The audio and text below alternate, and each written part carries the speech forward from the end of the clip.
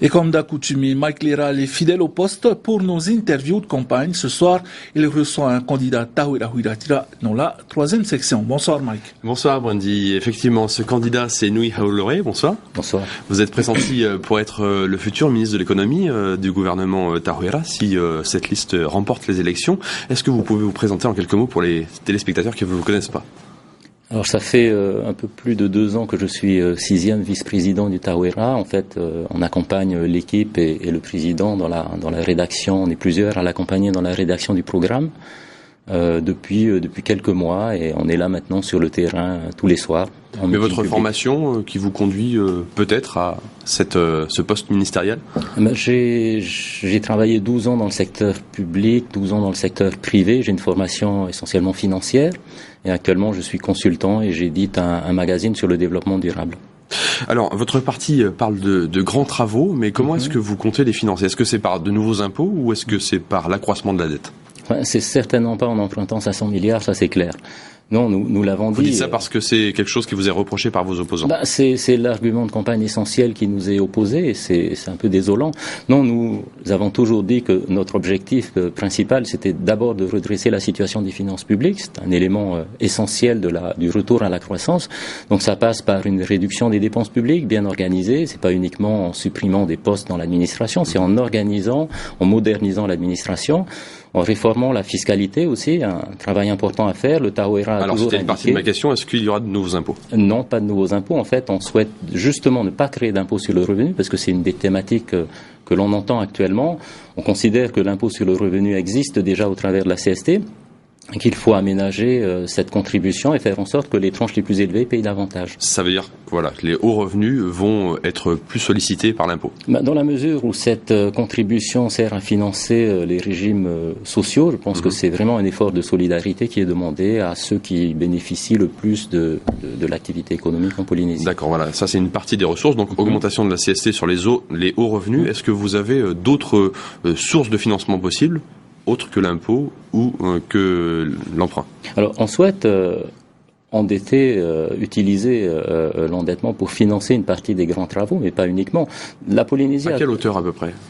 L'année dernière, la Polynésie s'est endettée pour l'exercice 2012 à hauteur de 13 milliards. On souhaite utiliser l'endettement de manière très limitée et de manière rationnelle. On souhaite surtout associer le secteur privé au financement d'un certain nombre d'investissements et faire en sorte privé local ou privé international? Local essentiellement.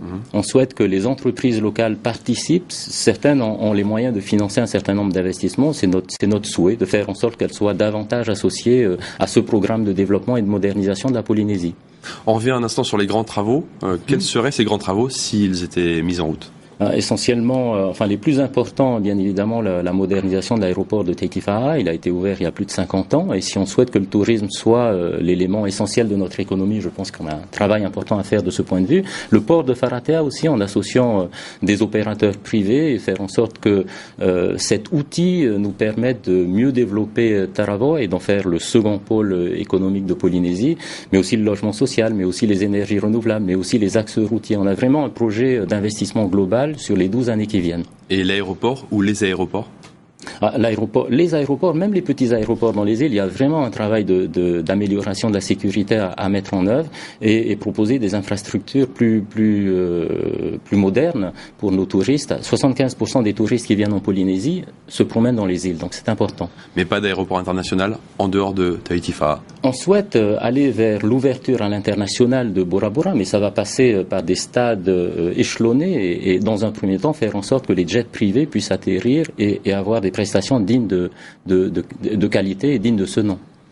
Vous parlez aussi de solidarité dans votre plan Tahiti Nui 2025. Par quelles mesures concrètes est-ce que cette solidarité peut s'exprimer?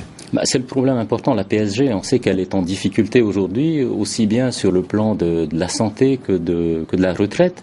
Sur le plan de la santé, le déficit structurel existe depuis la réforme TAUTERA.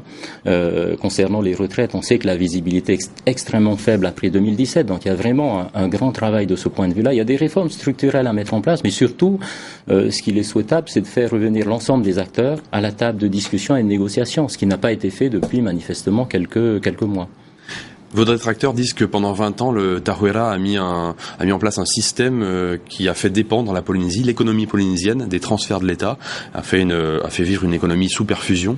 Qu'est-ce qui pourrait changer si vous reveniez au pouvoir? Mais en fait, c'est exactement le contraire, parce que le Tahuera, lorsqu'il a repris le pouvoir en 91, a justement mis en œuvre un certain nombre de projets pour réduire l'intervention de l'État du fait du départ du CEP.